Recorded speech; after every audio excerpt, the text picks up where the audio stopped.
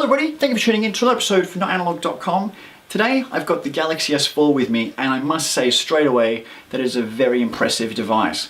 Now it is a small upgrade from the Galaxy S3 in that we didn't see some major changes, especially in terms of design, but the things which they have upgraded are very noticeable. First up, the 1080p display is really nice. It is a larger screen, but they've made the physical size of the phone the same. So they're actually the same height, but the screen is actually bigger within the body. Really nice, and wow, that screen is impressive. The battery has actually been upgraded as well. It is a larger battery, and battery life is noticeably better as well. The camera on the back upgraded to 13 megapixels, takes really good photos. The S3 took really good photos as well, but if you need more pixels on your image, that's going to be a lot nicer to have. Now also, you'll notice the bezel is slightly different. It's a little bit slightly different in design. The flash is now moved to below the camera. Small things. If you put them next to each other, it's almost hard to tell the difference between the S3 and the S4 sometimes. It's the screen that makes the difference. Now, besides the hardware side of things, you have to talk about the things they've added. Air gesture, for example. They talk about waving your hand over the phone to go through images and to navigate and things like that. It's kind of cool to show off to your friends, but you get embarrassed when the third and fourth time it just doesn't really pick up and you're like, come on. It's a gimmick, straight away. Smart Stay. Smart Stay is where the phone pays attention to your eyes and everything it does. So for example, I'm reading an article on the phone, it will stay awake and watch me. If I'm actually navigating on a web page and I look down, it will start to navigate down the page automatically without me touching it. And if I look up, it will start scrolling up. This is actually annoying because sometimes you're just looking at what's at the bottom of the page and it just starts scrolling. Like, no. And you start looking up again and then it starts shooting back up the page and you're almost fighting with the phone with your eyes. It's weird. It also watches you when you're watching video. So if you're watching a video on here, somebody walks into the room and interrupts you, and you look up, it notices your eyes are off the screen and pauses the video. You look back down and it starts playing the video again. I like this feature. The problem becomes when you're sharing it with somebody else and there's four eyes looking at the screen, suddenly it starts going Burko. It has no idea which eyes to focus on, and it's pausing, starting, and it has a little bit of a fit. It's kind of funny. Now, the media player as well, which is the standard Samsung one, not the Play Music app, which Google puts on there.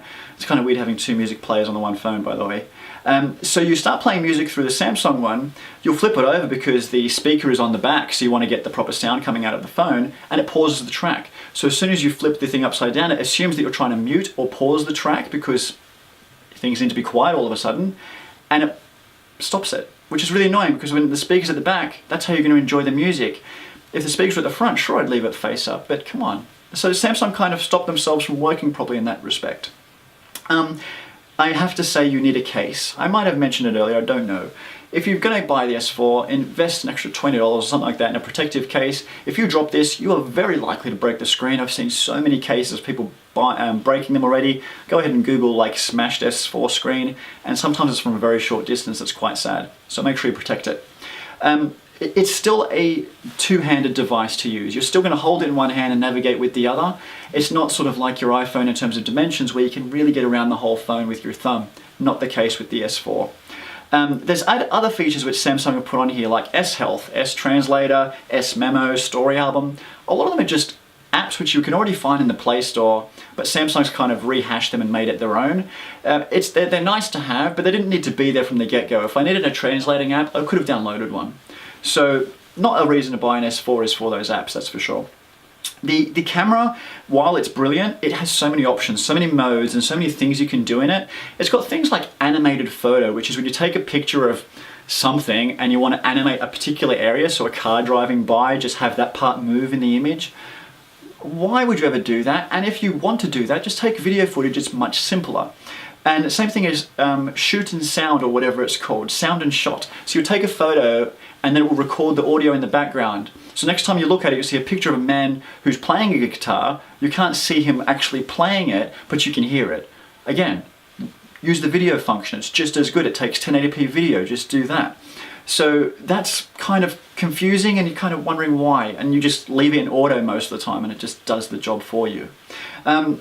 This S4 has an infrared blaster on it. The S3 didn't, S2 didn't, and so on. iPhones don't. Now the IR Blaster is actually quite cool. It becomes your universal remote for TVs. Take it to the pub, program their TV, and change the channel to something else. You don't want to watch the football? Change it to Days of Our Lives, whatever you want. You can do that. It's kind of actually interesting to see what pubs are going to do about it, but anyway, there's some fun for you. Problem is, it doesn't work for everything. It doesn't work on mini hi-fis. You actually can't see that option there. It doesn't work for air conditioners and stuff like that. So it's not the remote to replace all remotes in your house, but it's definitely the one for your TV, DVD player and whatnot, which is kind of cool. The keyboard is so bad, I almost swore. It's horrible. You're using it and you're punching the wrong keys. You can't type fast. You have to really focus on every button you're pressing. First thing you do when you get this, download something like the ICS keyboard, Swift key. There are so many other keyboards out there which you can download and they're beautiful. So don't think that, oh my God, that keyboard sucks, I'm not buying the S4. Not the case, just download a different one and you'll never have to worry about the S4 one again. It's horrendous. Now you can kind of see evidence of the fact that a lot of the things that Samsung adds to this phone makes it worse in the fact that Google released the Samsung S4, they're selling it, but not with any of the Samsung software on there. They're just going to have straight vanilla Android, which is beautiful, and it provides all the Android goodness that you're actually looking for, but without all the crap. Let's be honest. So you can sort of see that the things I'm finding frustrating, other people do too, and they just want the typical Android experience in some amazing hardware, which is what this phone has. Really, really good hardware. Now, again, it's a great phone. It is not an upgrade for the S3. If you have an S3 owner, don't go rushing out to buy the S4 and throw your S3 in the bin because you'll be disappointed. It's not as noticeable. If you have an S2, it's definitely upgrade time. It's time to trade that thing in and upgrade.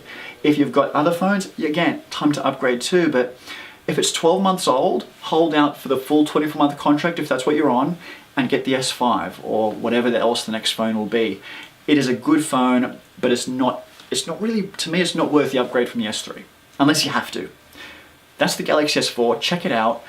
I love it. I just think some of the features are gimmicky. You can hide them and move on, but yeah, definitely worth checking out if you're in the market for a new smartphone, along with probably the HTC One, and hopefully the iPhone 6 when that comes out. But at the point of recording, no iPhone 6 or 5S or whatever. Thanks for watching, we'll see you next time. Bye.